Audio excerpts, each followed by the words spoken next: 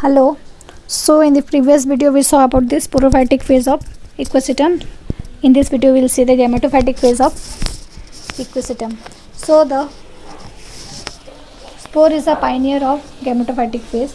So now we'll see the structure of the spore. It is spherical in shape and the spore are uninucleated and green in color.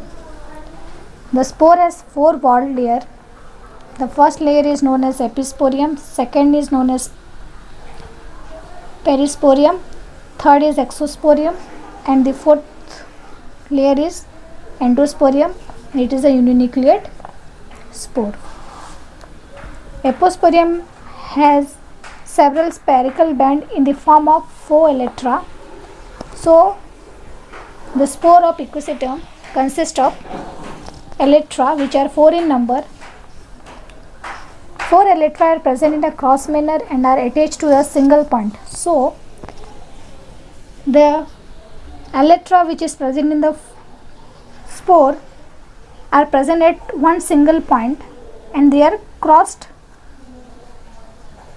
and they are present in a cross manner. So here it is crossed position of elytra in the spore.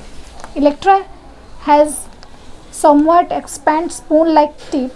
So here the tip of the elytra are spoon shape.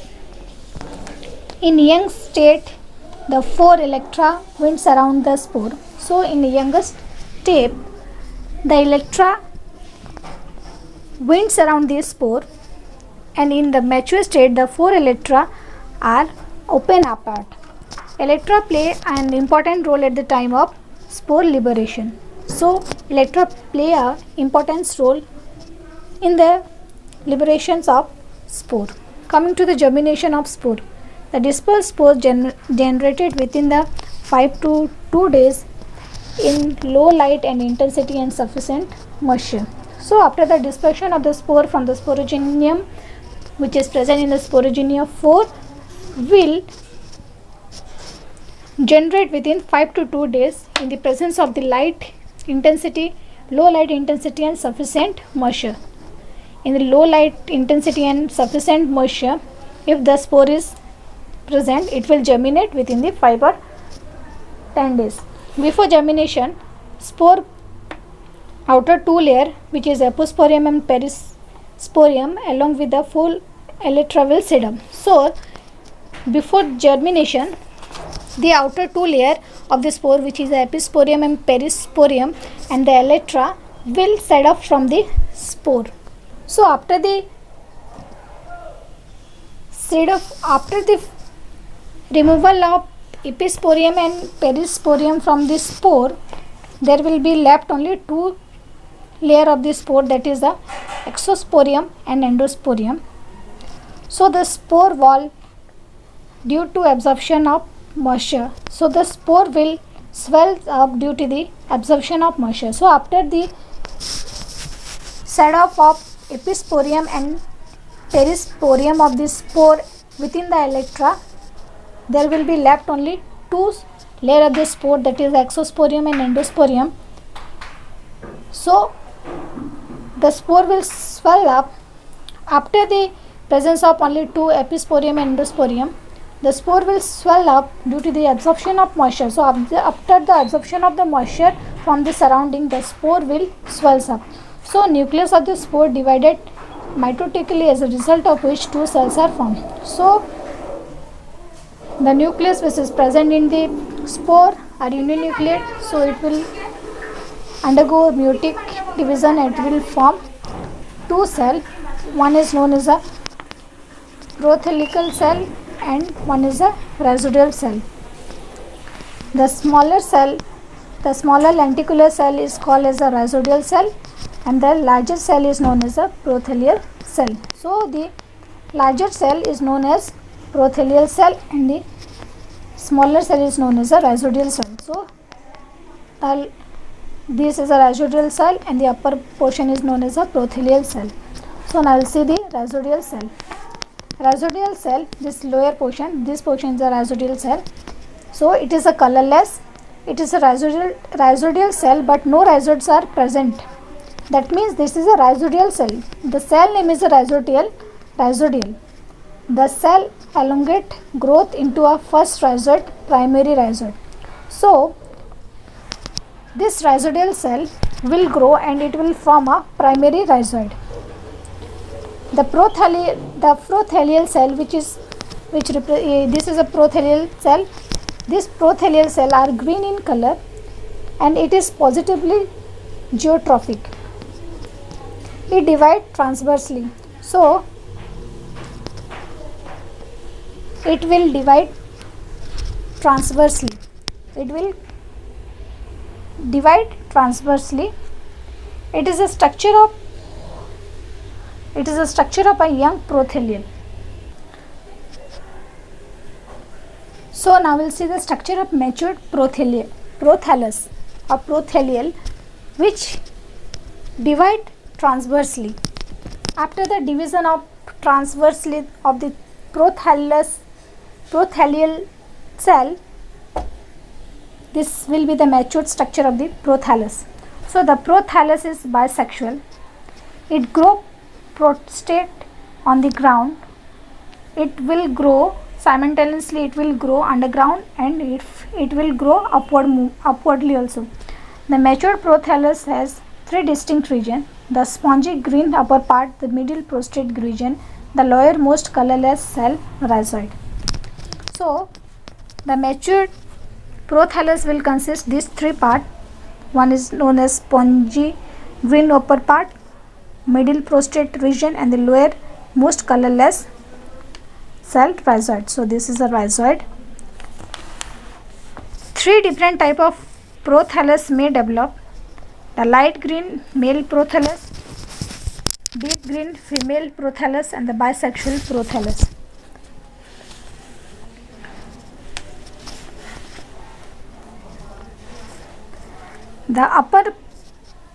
The anatomical structure of upper spongy portions and the lower round parenchyma portion forms. It has two regions. One is the fertile zone and one is a reserve zone. So this is a fertile zone and this is a reserved zone. So now we will see the detail of the fertile zone and reserve zone. The fertile zone consists of antheridium and reserve zone consists of archegonia is present. So the fertile zone consists of antheridium. That means the prothallus consists of two zone. One is a fertile zone and another is a rhizoid zone. The fertile zone consists of antheridium, this circular structure known as antheridium, and the reserve zone consists of, this is a reserve zone, consists of archegonia.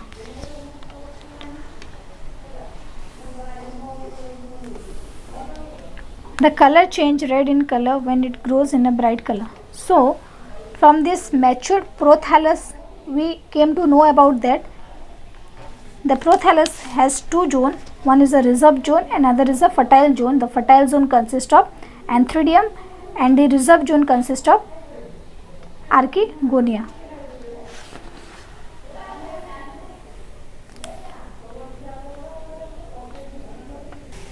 Now we will see about the antheridia, which is present in the fertile zone of prothallus. The marginal meristem of plain area of the prothallus in an acropatelous succession. There are two types of antheridia. One is the embedded antheridia and one is the projecting or protrude types of antheridia. So the protrude antheridium is present at the topmost position and the embedded antheridium is present here below the protrude antheridium. It is present here in between the cell. So this is a protrude antheridium and embedded antheridium. This is a structure of Antheridia. It has two parts. One is the outer jacket layer, and inside the outer jacket layer, inner to the outer jacket layer, there is a androgeneal cell or spermatozoid. It has one outer single layered jacket, globular body without stalk, jacket layer which encloses round 512 spermatozoid or sperm. So the Antheridia consists of outer jacket layer, and inner to the outer jacket layer there is around 512 spermatozoids or sperm present. This is a structure of spermatozoid which consists of flagella and nucleus. The spermatozoid consists of three parts. One is the nucleus, and the other is the motor apparatus, flagella, and the vesicles, annulus, cytoplasm. So this is the structure of spermatozoid. It consists of flagella, nucleus, and cytoplasm. The cytoplasm of spermatozoid consists of mitochondria, chloroplast, etc. The spermatozoids are liberated in the presence of water. They absorb water and swells. The jacket layer of the Antheridium rupture and liberate the spermatozoids out. So the spermatozoids are liberated in the presence of water. After the absorption of the water, they swells up, as a result of which the jacket layer of the Antheridium rupture and the sperms are released from the spermatozoid. Now we will see the position of archegonia. The archegonia are present in the reserve zone of the prothallus. This is the reserve zone of the prothallus, and here the archegonia is present. So now we will see the structure of the position of the archegonia. This is the structure of archegonia. It has two parts. One is a neck and one is a swollen venter. The neck it is short and consists of 4 rows of cells having 3 to 4 cells. So the neck consists of 4 rows which consist of 3 to 4 cells. This is known as neck cell. The neck consists of 1 or 2 neck canal cells. Along with the row which is known as that means neck consists of short 4 rows cells which having 4 cells, and neck consists of 1 or 2 neck canal cells. Neck canal cells are arranged in a boat shape position. So the neck cells of archegonia are arranged in a boot shape positions. And the upper venter canal cell is present, and the lower egg. So this is the structure of archegonia, which consists of 2 parts. One is neck and one is the venter. The neck consists of around 3 to 4 cell or row which is known as a canal cell, and the canal cells are arranged in boot shapes positions. And the second part is a venter. The venter consists of 1 venter canal cell and 1 egg cell. The lower is the egg cell, and above the egg there is a venter canal cell.